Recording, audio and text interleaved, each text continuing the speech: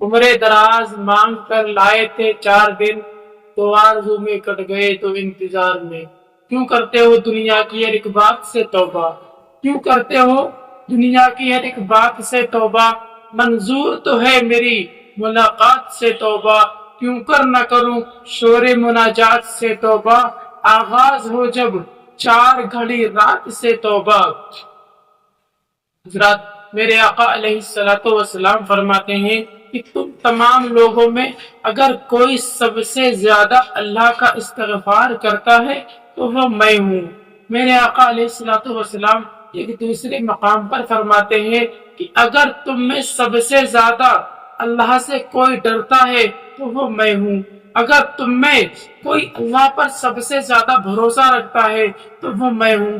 اور ایک دوسرے مقام پر حضور صلی اللہ علیہ وسلم فرماتے ہیں کہ اگر کوئی تم میں سب سے زیادہ اللہ کا قرب حاصل کرنا چاہتا ہے تو سب سے زیادہ اللہ کے قریب میں ہوں۔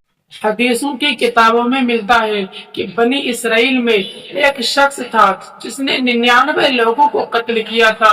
میرے آقا علیہ السلام فرماتے ہیں کہ اس نے جب 99 لوگوں کو قتل کیا تو ایک مرتبہ وہ ایک راستے سے گزر رہا تھا کہ اچانک اس راستے پر اسے ایک راہب نظر آتا ہے۔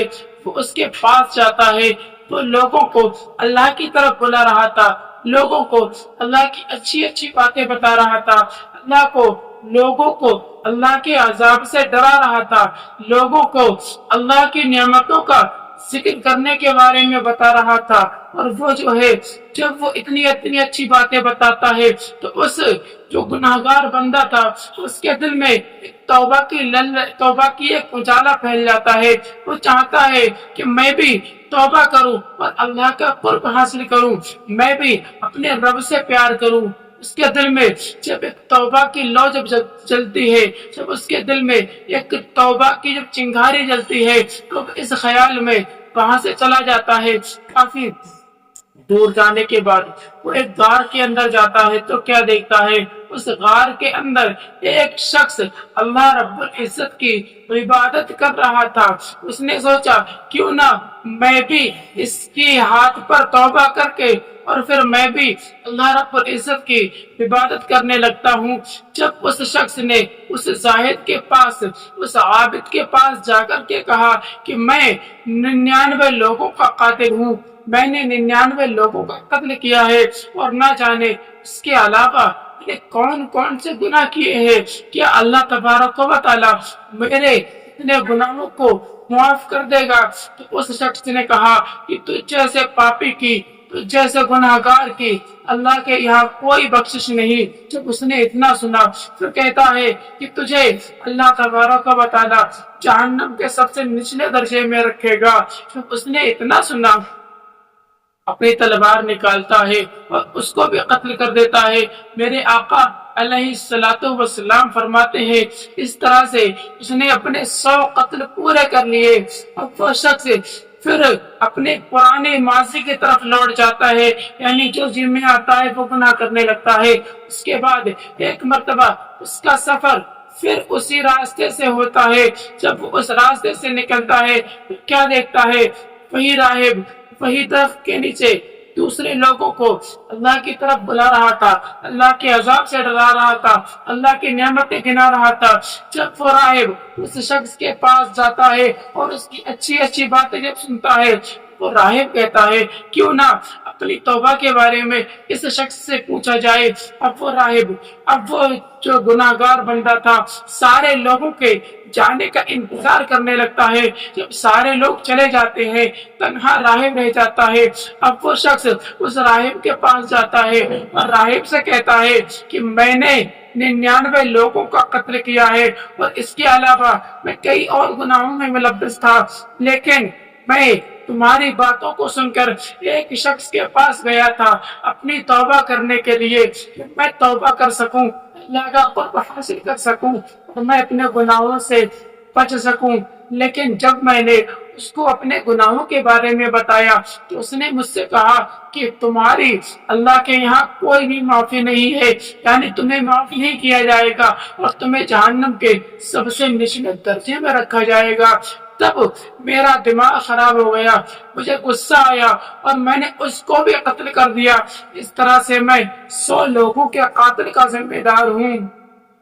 میں نے 100 لوگوں کو قتل کیا ہے، اس کے علاوہ میں نے اور بھی کئی گناہ کیے ہیں۔ کیا اللہ کے یہاں میرے ان گناہوں کی معافی ہے؟ تو وہ راہب کہتا ہے کہ ہاں، اللہ تبارک و تعالی بہت زیادہ مہربان ہے، اللہ تبارک و تعالی بہت زیادہ بخشنے والا ہے۔ کتنا بخشنے والا ہے، کتنا بخشنے والا ہے۔ ایک مثال دیتا ہوا کہتا ہے کہ اگر کسی میدان میں تیرے جیسے کروڑوں گناہگار کھڑے ہو کر اللہ کی بارگاہ میں توبہ کریں اور سچے دل سے تو آنسو بہا دیں، تو اللہ تبارک و تعالی ان کروڑوں لوگوں کے گناہوں کو معاف کر سکتا ہے۔ لیکن جب وہ شخص اتنا سنتا ہے تو کہتا ہے ٹھیک ہے، میں بھی توبہ کرنا چاہتا ہوں، میری توبہ کرا دو۔ تو وہ شخص راہب کہتا ہے کہ ٹھیک ہے، تم توبہ کر لو۔ اب وہ شخص توبہ کر کے جب کہ راہب کہتا ہے کہ اب تم توبہ کر چکے ہو، اور پھر کہتا ہے کہ اب تم اپنی پرانی بستی کی طرف نہ جانا، بلکہ تم فلاں بستی کی طرف چلے جاؤ، وہاں پر نیک لوگ رہتے ہیں۔ اگر تم اپنی پرانی بستی کی طرف جاؤ گے تو وہاں کے لوگ تمہارے عیبوں سے باخبر ہے، وہاں کے لوگوں کو پتا ہے کہ تم کتنے بڑے گناہگار ہو، اور انسانی نسل کا یہ تقاضا ہے، وہ تمہیں تمہارے ماضی کے عیبوں کو گنا گنا کر تمہیں پریشان کرتے رہیں گے، حتیٰ کہ اب تم اسی کاموں پر کرنے پر مجبور ہو جاؤ گے۔ یہاں تک کہ وہ شخص اس راہب کی بات سنتا ہے اور پھر کچھ سوچتا ہے، پھر وہ چل دیا۔ پھر وہ اس نیک لوگوں کی بستی کی طرف جب چلنے لگتا ہے، کچھ ہی دور جانا تھا کہ ملک الموت آتے ہیں اور اس کی روح کو اس کے جسم سے جدا کر دیتے ہیں، اور پھر وہ اپنے روح سے، اپنے جسم سے اپنی روح کو چھوڑ دیتا ہے۔ جب اس کا انتقال ہوتا ہے تو پھر جہنم کے فرشتے اور دوزخ کے فرشتے دونوں اس کی لاش پر آ جاتے ہیں، دونوں میں ٹکراؤ ہو جاتا ہے۔ جہنم کے فرشتے کہتے ہیں کہ ہم اس کو جہنم میں لے جائیں گے، اور جنت کے فرشتے کہتے ہیں کہ ہم جنت میں لے کر کے جائیں گے۔ اب دونوں میں آپس میں بحث ہو ہی رہی تھی کہ اتنے میں حضرت جبرائیل علیہ السلام دونوں کے درمیان صلح کرانے کے لیے آتے ہیں، اور پھر پوچھتے ہیں کہ تم آپس میں کیوں جھگڑ رہے ہو؟ تو جنت کے فرشتے اور جہنم کے فرشتے اپنی اپنی وجہ بتاتے ہیں۔ جنت کے فرشتے کہتے ہیں کہ یہ شخص بہت گناہگار تھا، اس نے 100 لوگوں کا قتل کیا، لیکن اس نے اس راہب کے ہاتھ پر توبہ کی، اور توبہ کر کے اس نیک بستی کی طرف جا رہا تھا، لیکن بیچ میں اس کا انتقال ہو جاتا ہے، جس وجہ سے اس کو ہم جنت میں لے کر کے جائیں گے۔ جہنم کے فرشتے کہتے ہیں کہ اگرچہ اس نے توبہ کی، اگرچہ وہ نیک لوگوں کی بستی کی طرف جا رہا تھا، لیکن ابھی تک اس نے کوئی بھی نیک کام نہیں کیا، ابھی تک وہ نیک لوگوں کی بستی تک نہیں پہنچا، اس وجہ سے ہم اس کو جہنم میں لے کے جائیں۔ میرے آقا علیہ الصلوۃ والسلام فرماتے ہیں التائب من الذنب کمن لا ذنب له، یعنی گناہوں سے توبہ کرنے والا ایسا ہی ہے جیسے اس نے کوئی گناہ نہ کیا ہو۔ اب حضرت جبرائیل کہتے ہیں اچھا کوئی بات نہیں، دونوں کے بیچ ایک بات رکھی جاتی ہے۔ اچھا تم، جنت کے فرشتوں سے کہا جاتا ہے، تم جدھر جا رہا تھا، یعنی نیک لوگوں کی طرف کی راستہ، تم نیک لوگوں کے راستے کو ناپو، اور جہاں سے چلا تھا وہاں کے راستے کو ناپو، جدھر کا راستہ کم پڑے گا ادھر ہی اس کو لے جایا جائے گا۔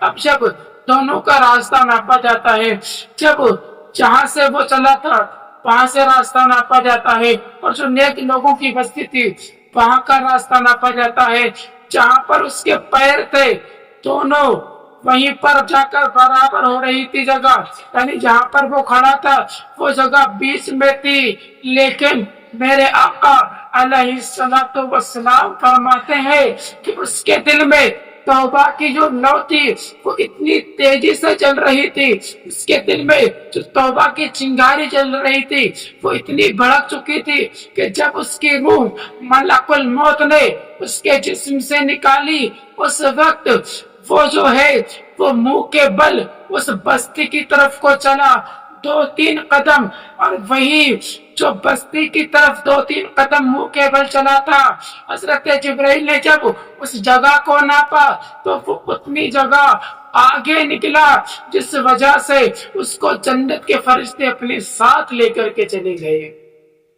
اس حدیث سے ہمیں پتہ چلتا ہے کہ ہمیں اپنے گناہوں سے ہمیشہ توبہ کرتے رہنا چاہیے، ہمیشہ ہمیں اپنے گناہوں پر نادم رہنا چاہیے، ہمیشہ اپنے گناہوں کا محاسبہ کرتے رہنا چاہیے، کیونکہ جب ہم اپنے گناہوں کا محاسبہ کرتے رہیں گے تب ہم اپنے گناہوں پر کنٹرول کر سکتے ہیں، ہم اپنے رب سے قرب حاصل کر سکتے ہیں، ہم اپنے رب کی بارگاہ میں توبہ و استغفار کر سکتے ہیں۔